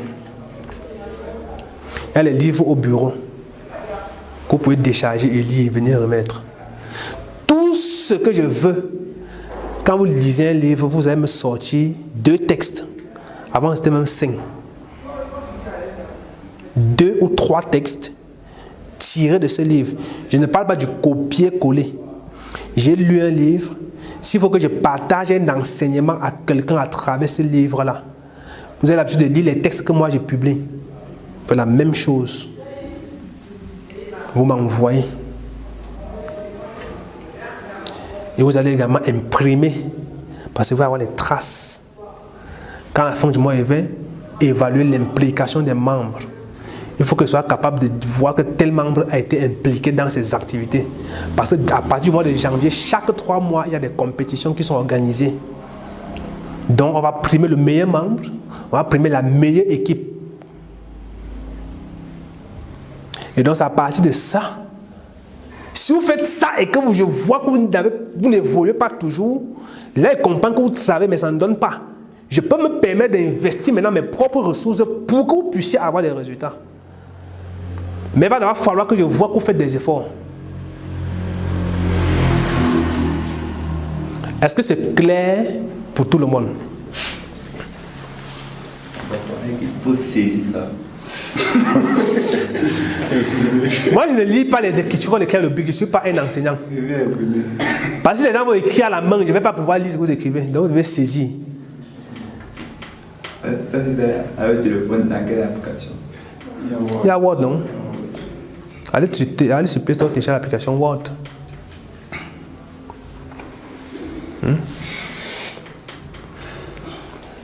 Moi, je veux la version physique et la version numérique. Pour ce que vous devez m'envoyer sur WhatsApp, vous pouvez m'écrire un message simple sur WhatsApp, vous m'envoyer sur WhatsApp. Là, ce n'est pas un problème. Mais je veux la version physique. Et sans oublier la lecture de vos objectifs chaque matin. Vous voulez être discipliné? Vous voulez être discipliné? C'est chaud. Voilà. Là, maintenant, je suis sûr que vous aurez les résultats maintenant. Parce qu'avant, on jouait seulement. On laissait le libre arbitre à chacun de faire de sa vie.